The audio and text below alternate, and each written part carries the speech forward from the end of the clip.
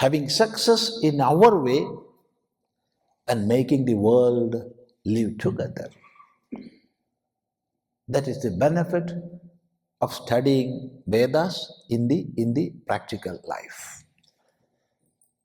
You can be a successful being, at the same time making everybody together. I'm remembering one instance from my childhood, early childhood. I used to narrate this experience every now and then because that is that much inscripted within, embedded in. It happened when I was a small boy of, say, 5 or 6 years age, maybe studying in the first standard or second grade, like that. It was a rural, very rural village. Of course, in that village, in those days, there were transistor radios in many houses, but no tape recorder. So we heard there was a man working in the Persia. Where Persia was, we children do not know.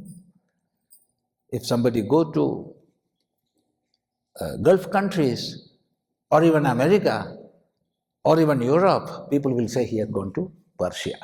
It was the custom there. So this man brought a tape recorder from Persia.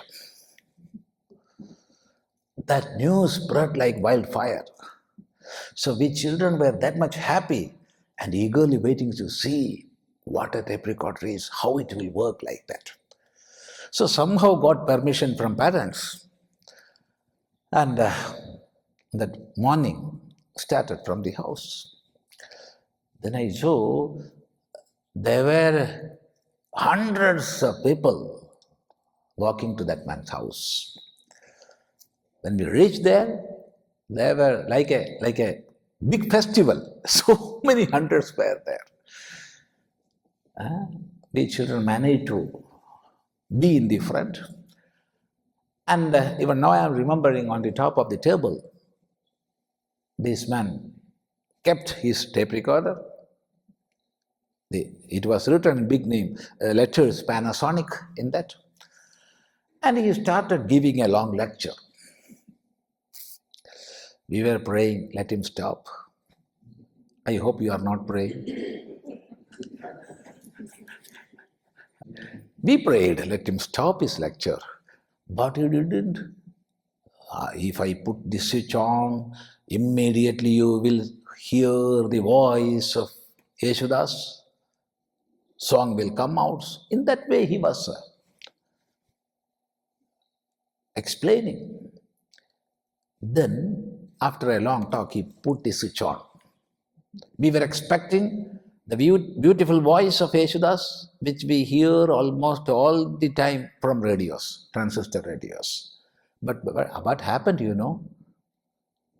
One explosion and a smoke. Boom! Finished. No music, no voice of Yeshudas, nothing. Everywhere smoke and an explosion. Oh, how much and how long I cried that day. Even now I am remembering.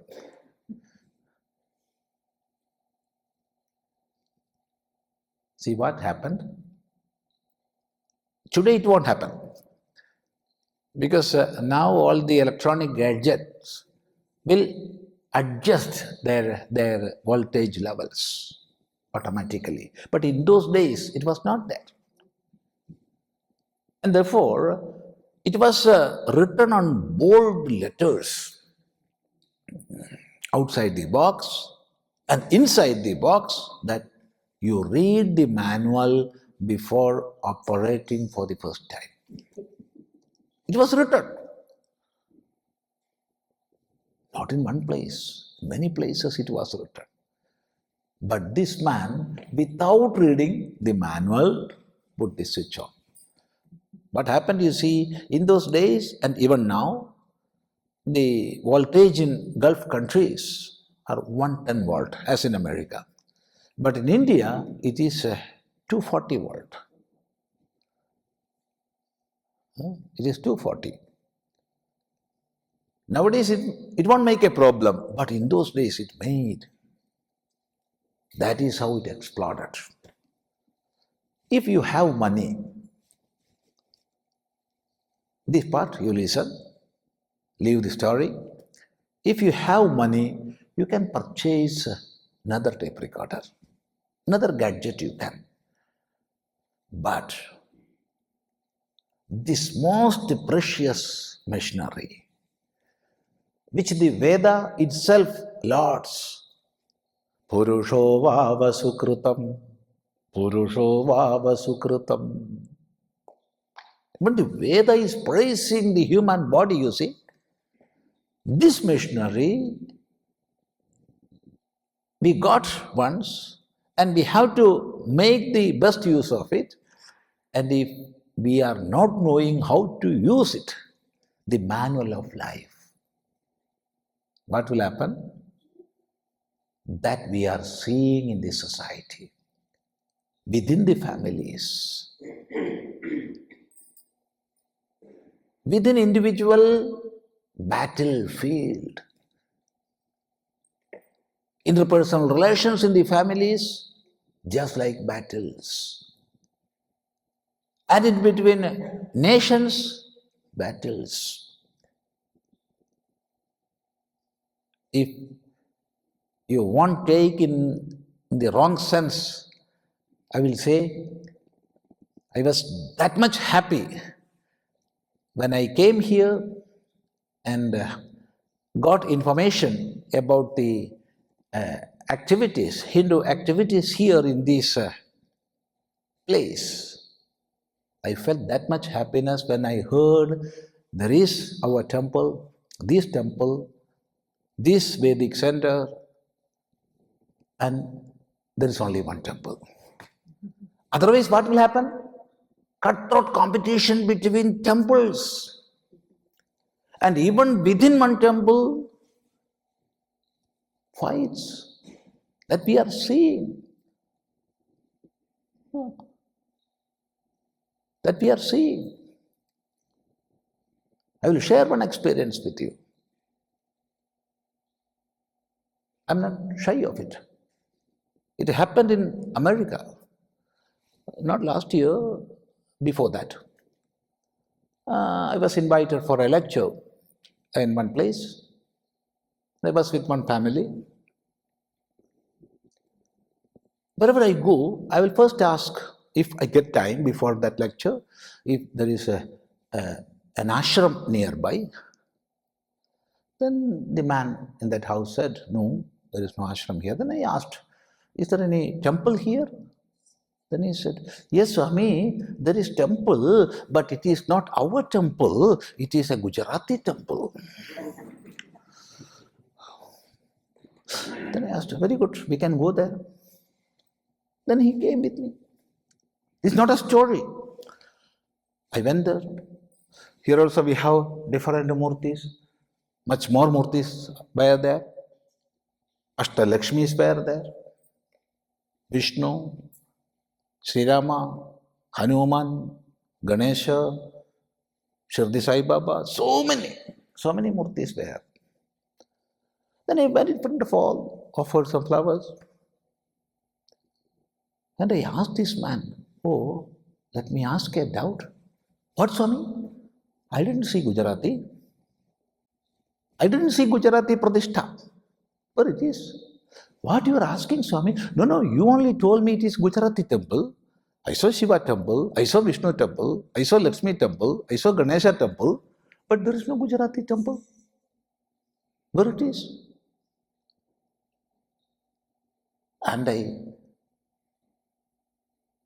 was forced to, with all love, tell him, you are a neurosurgeon, that much educated, and serving here in America for 30 years.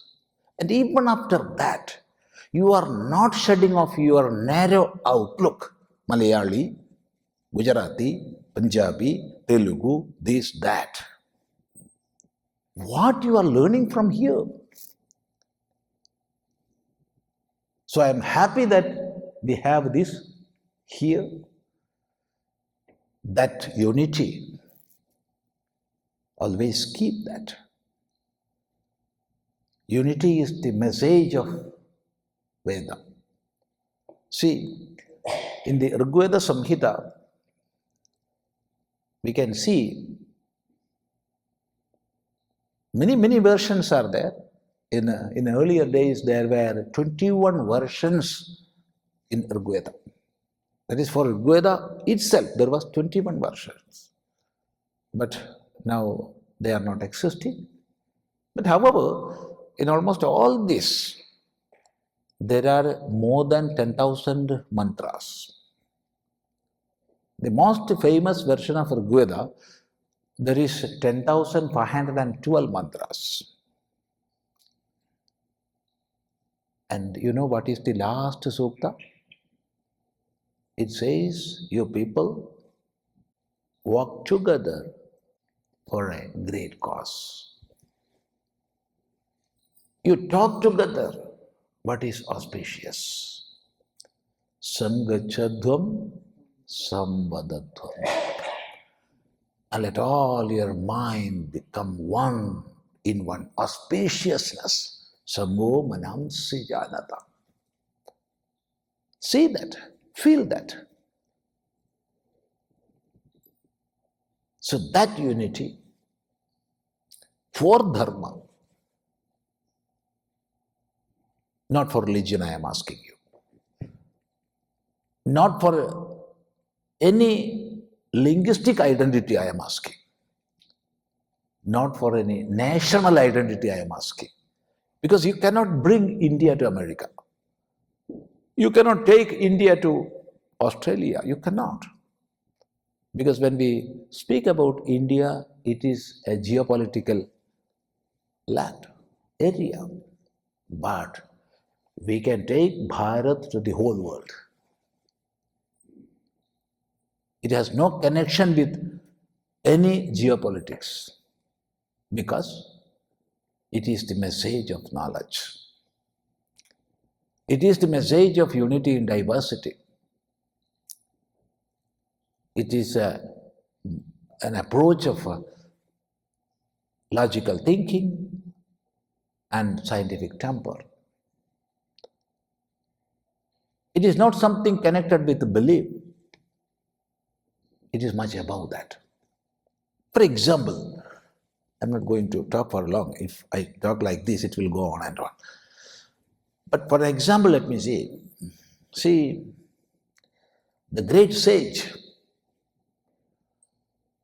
who explained the intricate principles of Ishvara, sage Badarayana. We, with all respect and worship, called him a Maharshi, Badarayana Maharshi. In the same way, with all respect and worship, we called that man a Maharshi who denied the very existence of Ishvara. Charvaka Maharshi. See? We never branded him atheist.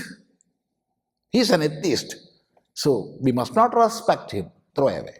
No. We respected an atheist by calling him Maharshi. And go to Ayurveda, health science, who wrote all the different texts on Ayurveda. Sushruta Maharshi, Charaka Maharshi. And even the scholar who wrote the great text on sexology, who it was? Not Vatsyayana, but Vatsyayana Maharshi. We didn't brand him as a sexologist and threw away. No. So this shows our attitude of respecting all branches of knowledge and its inclusiveness. Inclusiveness. Not only that. See, if we go to our Shastras, we cannot count them. Millions of advices, tens of thousands, hundreds of thousands of texts in different categories like Veda, Vedanga, Upaveda, Itihasa, Purana, Dharma Shastra, Mantra Shastra, Tantra Shastra, like that it goes and on and on. But when we inquire about the essence of these teachings, we will see the great teaching given by Bhagavan to Arjuna. That is the Bhagavad Gita, Srimad Bhagavad Gita. As explained by Bhagavan Bhashyakara, Shankaracharya Swamigal, Gita Shastram Samasta Vedartha Sara Sangraha Bhutam. Gita Shastram Samasta Vedartha Sara Sangraha Bhutam. It is the essence of essence. See, when in Samskrita, if you are using Sara, there is no need of Sangraha. If you are using Sangraha, there is no need of Sara. But Bhagavan Bhashyakara uses this Shabda, Sara Sangraha, of the whole Veda. That is Bhagavad Gita. So in that Bhagavad Gita, Bhagavan, in nutshell, gave the whole of Veda to Arjuna. And finally, before concluding, what Bhagavan said, O Arjuna, I taught you the essence of all the Shastras, which are to be protected.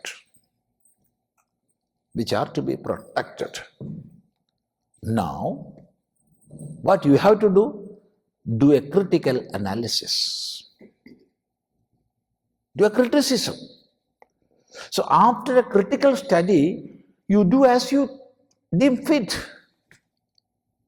Iti te jnanamakyatam guhyat guhyataram maya vimrishyeda dasheshena yathechasi tatha kuru. See? This is the freedom of thought. This is the most scientific approach.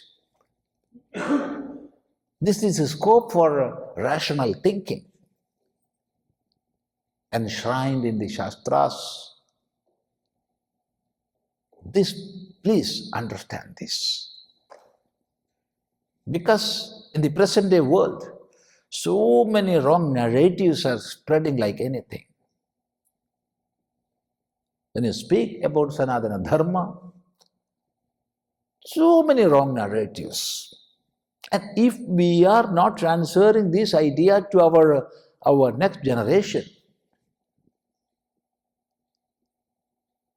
they will think negative about that.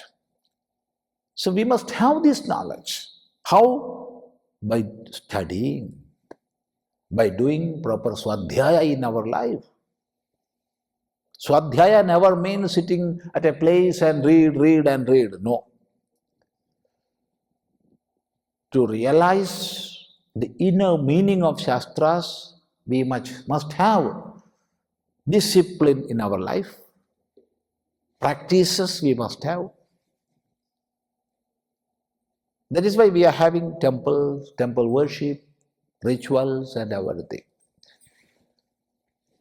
When we go through rituals, especially japas, mantra japa, our mind will get more and more purity and our intellect more and more sharpness. Only through a pure mind and sharp intellect we can get the inner meanings of our Shastras. Otherwise, we will read, of course. See, there was a very naughty boy in a village. Oh, that was mischievous, doing all sorts of naughty things in the village. So his father was fed up with him, and the father was crying, "What I will do, what I will do." Then, at that point of time, there was a Bhagavata Saptaha in that village. So somebody told that father, the Acharya who is doing that Saptaha is a great scholar. So you can approach him, you can ask.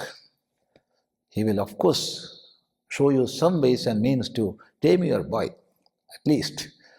So he took his boy to the Acharya, Pandit, and please help me. He's doing all sorts of mischievous things. Then this Pandit asked the boy, "So your father is complaining about you. Is it correct? Is it true?" "Yes." "Do you want to become a good man, good boy?" "Yes, I want to be a good boy." Then things are very easy. What shall I do? You do one thing. For 3 months, you daily read Srimad Bhagavatam. Daily you must read Srimad Bhagavatam. And after 3 months, I am coming to the next village. I have a pravachan there. So please come there. We will meet and I will tell you what to do next. So this Pandit went, boys and father went back. Daily this boy started reading Bhagavatam.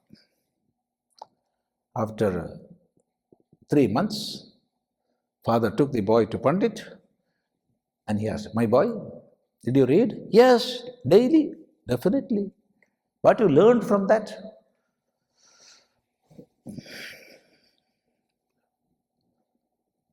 We need not obey what father says. Is it the lesson you got from Bhagavata? Yes. What is the second lesson you had? We can kill our uncle.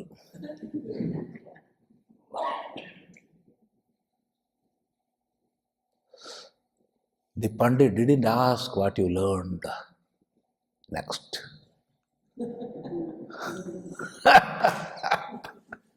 Why? What Bhagavatam is? Nigama kalpataror galidam phalam. That is the most ripe fruit of Veda. It is such a Shastra, the greatness of which you cannot explain. It is the very, very embodiment of Bhagavan. Then why it happened? Because this fellow was simply reading. Simply reading means Prahlada didn't obey what Hiranyakashipu asked him. And Sri Krishna himself killed his uncle. Is that the message of Bhagavata? No. So this happens. We will be chained within the verbal meanings of Shastras. We will never realize the implied or indicated meaning. So for that, we must do Swadhyaya daily and daily practice along with that. And such a lifestyle we have to develop. There is no use in complaining the present-day world. Swami, this is a world of uncertainties, everywhere competitions. Tomorrow when I go to office, I will not know whether I am fired or not. So many complexities. There is no meaning in complaining that. If you have the power, the strength to face all odds in life, know what life is,